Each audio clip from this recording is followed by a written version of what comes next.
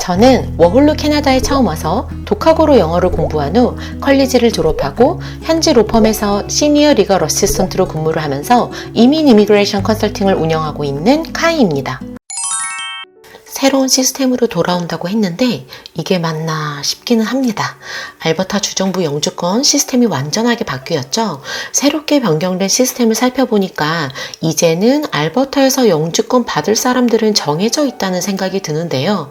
최근에 컨설턴트들이 들을 수 있는 세미나에서 알버타 주정부 이민 프로그램 디렉터인 팀 타다로비치가 참여를 해서 새로운 시스템이 나오게 된 배경, 그리고 점수 체계에 대한 설명, 질문에 대한 답변, 이렇게 세미나를 진행을 했습니다. 오늘은 새로운 시스템을 도입한 알버타 주정부 영주권에 대한 장단점을 알아보고 앞으로 알버타 이민 전망과 어떤 분들이 성공적으로 영주권 취득이 가능할지에 대해서 얘기해 보도록 하겠습니다. 제가 들었던 세미나에서 다뤘던 내용 중에 여러분께 도움이 될 만한 내용도 함께 공유를 해드릴 테니까 알버타 주정부 영주권 관심 있으신 분들은 끝까지 보시면 어떻게 영주권을 계획하는 것이 좋을지 알게 되실 거예요. 시작 전에 구독 잊지 마시고요. 그럼 지금부터 알아보도록 하겠습니다. 기존의 알버타 주정부 영주권은 자격 요건이 갖춰지면 접수를 한 후에 차례로 프로세스가 되는 접수제였습니다. 만약에 올해 할당된 노미네이션이 모두 발급이 되었다면 주정부에서는 가지고 있었던 어플리케이션을 내년으로 넘겨서 프로세싱이 계속 진행이 됐었었죠. 접수제 시스템은 자격 요건이 되어서 접수를 한 후에 기다리기만 하면 노미네이션이 나오다 보니까 자격 요건을 충족하기만 하면 쉽게 알버타 주정부를 통한 영주권 취득이 가능했었지만 사실 이런 시스템은 알버타 노동시장의 변화나 수요를 적극적으로 반영하지 못한다는 그런 한계가 있기는 했었어요. 그러다 보니까 알버타가 필요로 하는 노동력 투입을 위해서 중간에 투어리즘 허스피탈리티, 테크 패스웨이, 헬스케어 패스웨이 등의 스트림이 하나씩 생겨났었죠. 알버타는 잘 갖춰져 있는 생활 인프라와 교육 시스템, 대도시에 비해서는 감당 가능한 생활비 등으로 BC주, 온타리오를 다음으로 이민자들에게 굉장히 인기가 많은 주인데요. 인기에 비해서는 주정부 영주권을 신청하는 것이 쉬웠기 때문에 알버타로 이동을 하시는 분들도 정말 많았었어요. 이렇게 프로그램이 쉽다 보니까 지원자가 많이 몰리고 신청서가 해결이 안 될 정도로 많이 쌓여서 알버타 주정부 쪽에서는 신청서 접수받는 것을 일시적으로 중단함으로써 밀린 업무를 처리하기로 결정을 합니다. 세미나에서 디렉터 팀이 얘기한 바에 따르면 2023년 말에 신청서 양이 증가하기 시작했다고 해요. 평소보다 많은 신청서를 받았는데 11월과 12월은 그 이전에 비해서 아주 눈에 띄게 신청서가 증가해서 8,900건 정도? 이 정도를 받았다고 하고요. 1월에는 1,000건을 넘어섰다고 합니다. 2월 초에는 AUS 스트림을 중단을 하기 전에도 이미 1,000건에 도달해 있었어요. 그 결과 2024년 노미네이션 할당량을 충족하는데 필요한 대부분의 신청서가 2023년 말과 2024년 초에 이미 접수가 되었다고 해요. 그래서 AUS를 중단하고 다른 방법으로 프로그램을 만드는 것을 생각할 수밖에는 없었다고 하더라고요.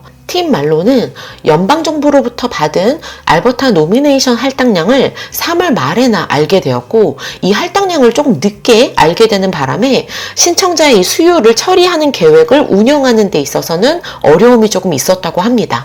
그 시점에서 이 EOI 모델을 고려를 하기를 시작했는데 사실 처리 기간이 어떻게 영향을 받던지 상관없이 접수를 다시 열어달라는 압박과 수요가 점점 커져서 이게 여러 해에 걸쳐서 처리 기간이 길어질 수 있다라는 그 알버타의 경고에도 불구하고 알버타 주정부가 이 접수 재개하는 거에 대한 압박을 크게 받았다고 해요. 이렇게 압박이 있다 보니까 6월, 7월 이렇게 제한된 범위 내에서 신청 접수를 재개를 하면서 연말까지 이 초청 시스템을 확립하려는 목표가 있었다고 하더라고요. 저는 접수 중단을 처음 겪는 것은 아니라서 적체된 업무량을 해결하면 다시 돌아올 거라고 생각을 했었거든요.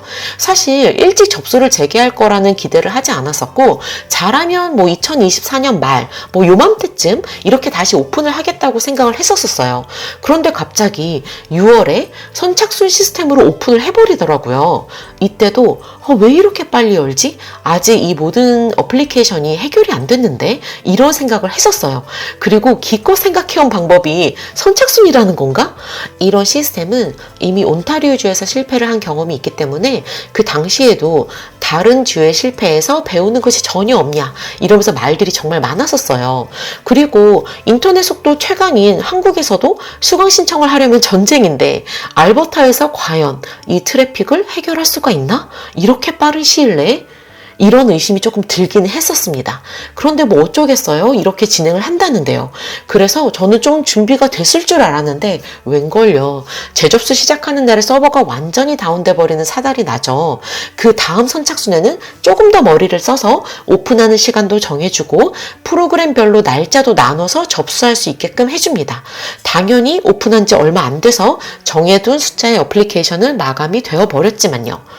이렇게 몇 번의 선착순 시스템을 거치고 이 다음 스케줄을 기다리고 있는 와중에 우리는 점수제로 돌아올 거야. 뿅 하고 알버타가 다시 또 문을 닫았어요. 점수제는 잘만 하면 지원자의 자격과 능력을 객관적인 점수로 평가를 하고 알버타에 필요한 인재를 선별할 수 있게 되기 때문에 공정성이 강화된다는 장점이 있고 주정부 입장에서는 원하는 기술이나 경력을 가진 지원자들을 빠르게 초청할 수가 있기 때문에 알버타 사회와 경제에 필요한 인원을 채우는 데는 아주 효율이 좋아진다는 장점이 있어요. 하지만 경쟁이 치열해지고 언제 뽑힐지 모른다는 이런 불확실성에 대한 단점도 있기 때문에 이 점수가 어떤 식으로 구성이 되어지느냐에 따라서 새로운 시스템의 성공 여부가 달려있다고 볼 수가 있죠.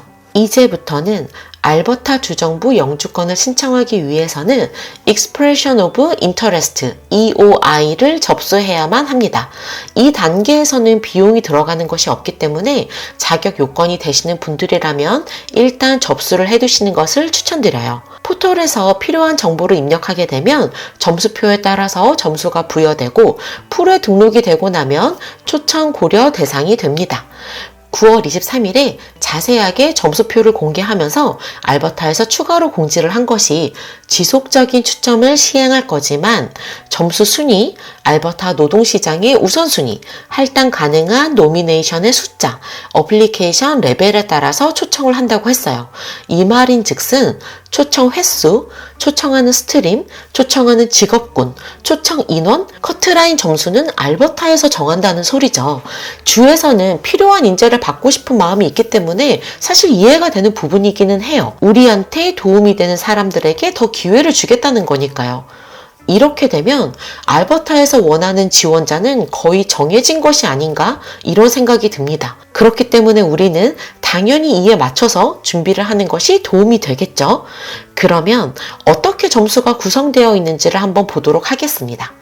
일단 점수는 총 100점 만점으로 인적자원 요인과 경제 요인으로 나뉘어져 있습니다.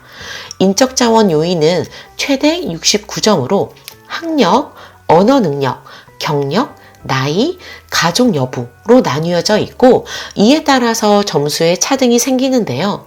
학력 점수는 지금 가장 크게 이슈가 되고 있고 제가 가장 많은 질문을 받는 항목입니다.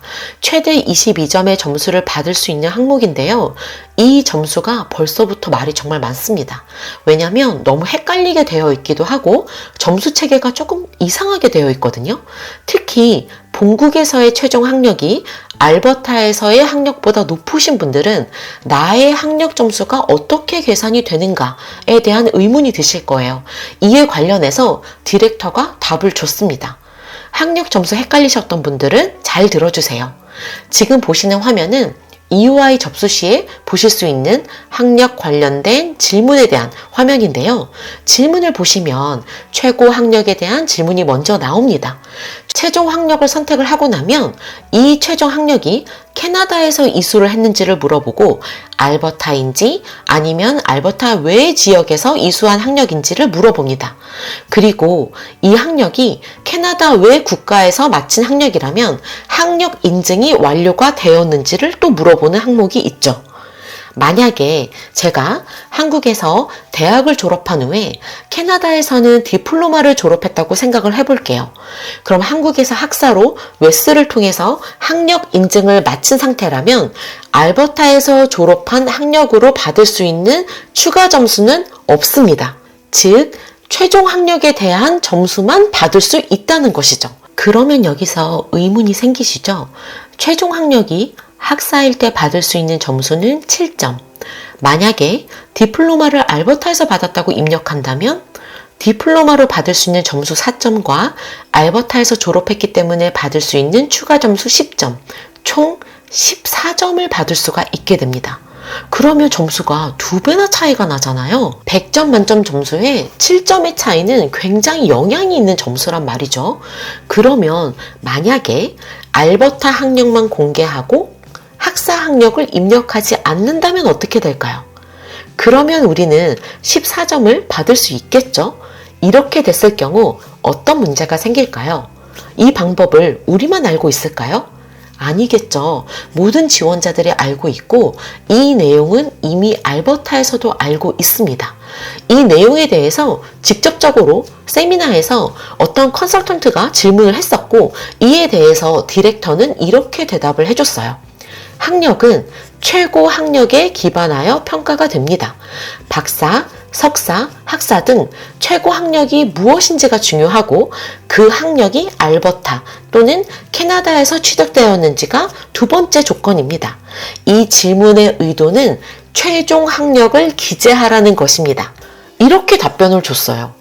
점수 체계가 조금 의문이 가게끔 되어 있긴 하지만 이렇게 입력을 해야 한다고 확실하게 답변을 해줬으니까 학력 인증이 끝난 분들은 꼭 최종 학력으로 입력해 주세요. 다음은 언어 점수입니다.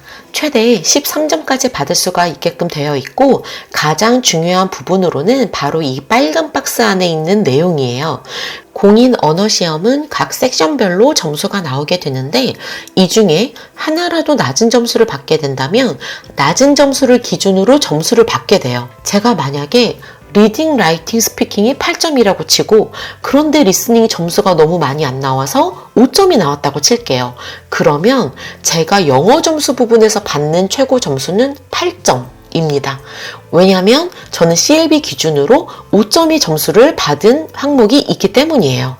중요한 것은 모든 섹션의 성적이 높게 잘 나와야 된다는 것이고 사실 6점이 최고 점수를 받는 것은 조금 어이가 없죠. 언어 쪽의 변별력이 약간 떨어진다고 볼 수 있을 것 같아요.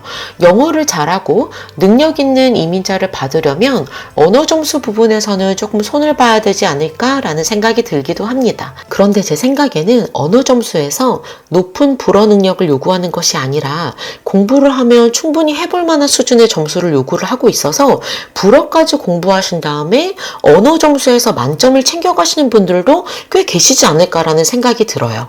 그러니까 만약에 여력이 되신다면 불어 공부도 함께 해보시는 것을 추천드립니다. 그 다음으로는 경력 부분인데요. 알버타에서 1년 이상 경력이 있으신 분들은 쉽게 만점을 가져가실 수가 있으실 것 같아요. 세미나 때 어떤 분이 이렇게 질문을 하시더라고요. 아니 12개월 이상 경력이 있는 사람들도 굉장히 많은데 경력 점수가 왜 1년 이상이 최고 점수고 더 이상의 경력 점수가 없냐고 질문을 하긴 하더라고요. 아마 이 부분에 대해서도 나중에 조금 바뀔 수 있는 여지가 있지 않을까라는 생각이 조금 들기는 했어요. 이 점수표만 보게 된다면 마치 6개월 이상 일만 하면 일단 EY 접수가 가능한가? 라고 생각하실 수도 있을 것 같아요. 그런데 각 스트림에 대한 기본 자격 요건은 변한 것이 없기 때문에 자격 요건은 꼭 맞추셔야 됩니다. 6개월 이상의 경력만으로 EY를 넣어볼 수 있는 스트림은 알버타에서 졸업한 후에 PGWP를 가지고 전공과 관련된 분야에서 경력을 쌓은 분 또는 투어리즘 앤 허스피탈리티 업종에서 LMI로 받은 워크 퍼밋을 소지하고 6개월 이상 경력을 쌓으신 분들이 해당이 됩니다. 다시 말씀드리지만 각 스트림마다 자격 요건에 대한 변동사항은 없기 때문에 내가 어떤 스트림으로 지원이 가능한지 EOI 접수가 가능한 상황인지 이런 부분들을 좀 자세하게 살펴보셔야 되세요.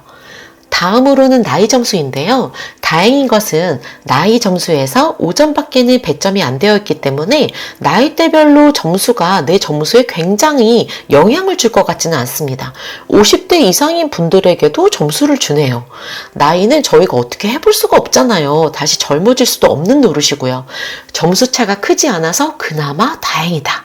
이 정도로 생각하시면 좋을 것 같아요.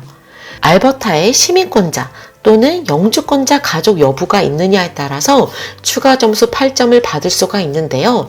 점수표가 발표되기 전에 가족 점수가 왠지 있을 것 같다라는 예상을 하긴 했었었는데 보시면 삼촌, 고모, 온갖 친척들이 가능하게끔 가족의 범위가 꽤 넓더라고요.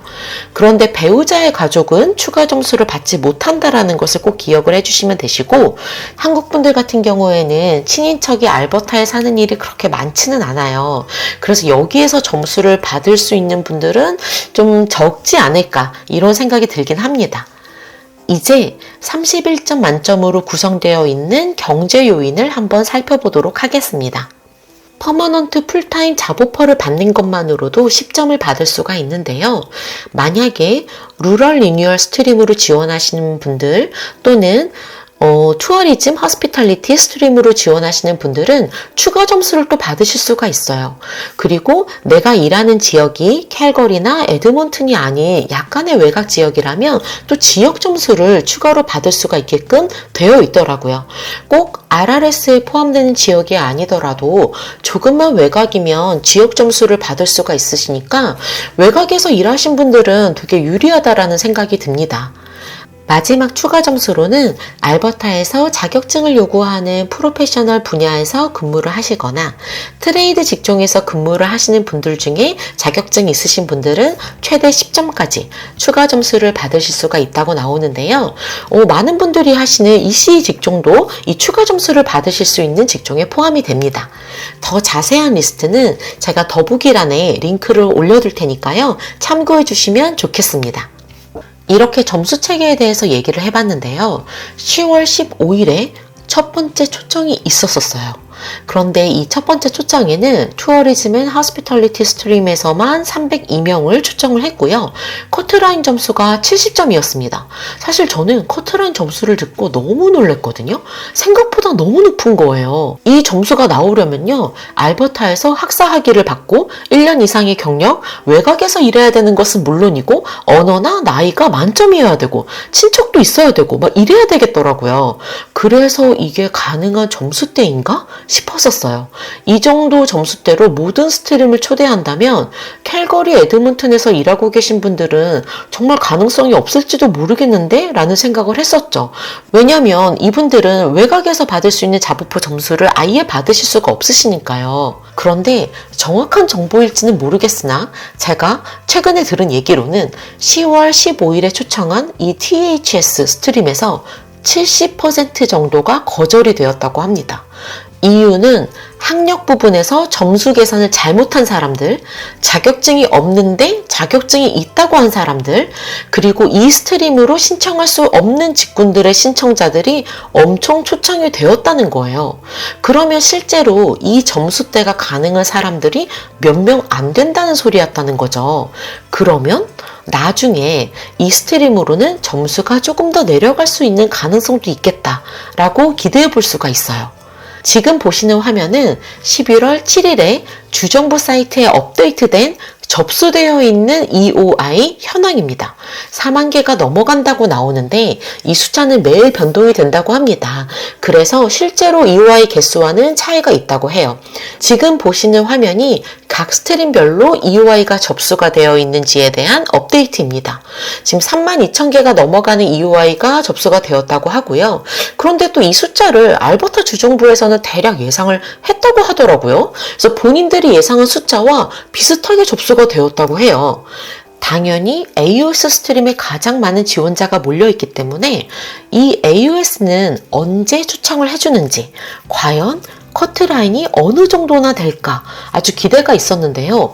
7일에 초청한 AOS 점수 커트라인이 50점이어서 제가 또 놀랐습니다.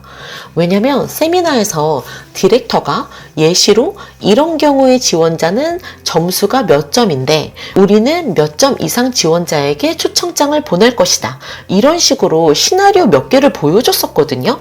근데 AUS 예시에서 나온 커트라인 점수가 50점이었어요. 근데 정말 이번에 커트라인 점수가 50점인 거예요. 물론 50점 이상의 모든 지원자가 초청을 받은 것은 아닙니다. 제가 영상 앞부분에서 초청 횟수, 초청하는 스트림, 초청하는 직업군, 초청 인원, 커트라인 점수는 알버타에서 정한다고 했잖아요. 이번에는 트레이드 직종의 지원자들에게 초청장을 보냈더라고요. 직종이 정해졌다고 하더라도 사실 50점은 일하는 지역이 캘거리 에드먼튼이어서 지역 점수를 하나도 받지 못한다고 하더라도 충분히 받을 수 있는 점수대예요. 이 발표 전에 4일에 헬스케어 쪽도 발표를 했는데 초청 인원이 많은 것은 아니지만 점수대가 꽤 낮게 형성이 되어 있더라고요. 저는 사실 AUS 점수가 훨씬 더 높게 형성이 될 거라고 생각을 했었거든요. 그런데 50점 정도면 전공과 직종을 잘 선택하기만 하면 너무너무 해볼 만한 점수인 거예요. 한국에서 학사를 졸업하고 알버타에서 경력 1년, 영어 점수 6점 이상, 퍼머넌트 잡오퍼가 있다면 오퍼 받는 지역과 상관없이 50점이 벌써 넘어가게 되고요.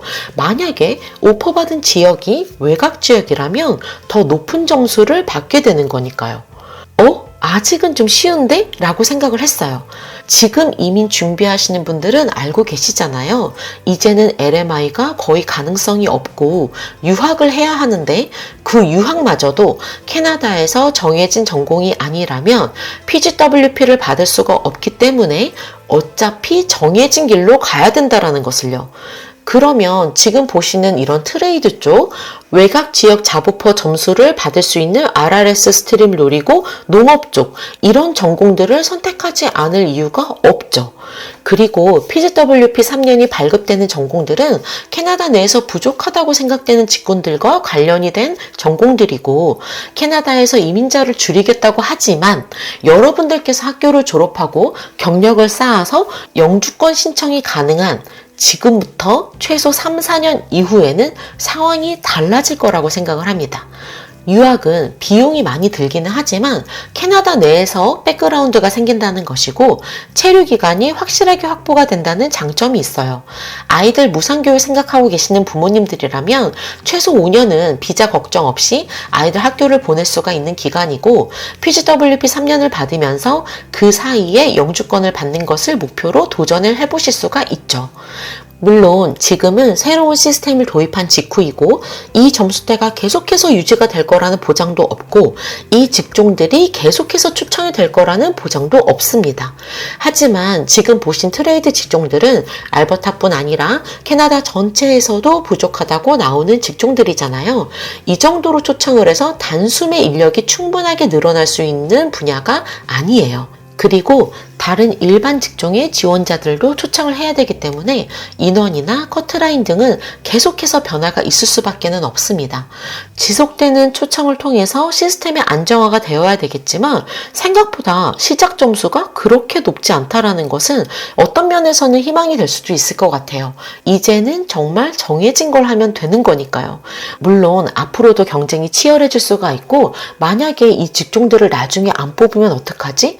취업이 되지 않으면 어떡하지? 이런 고민이나 걱정은 당연히 되시겠지만 미래에 대한 부분은 아무도 확답을 해줄 수가 없기 때문에 정책에 맞춰서 유연하게 대처를 하는 것이 중요하다고 생각을 합니다.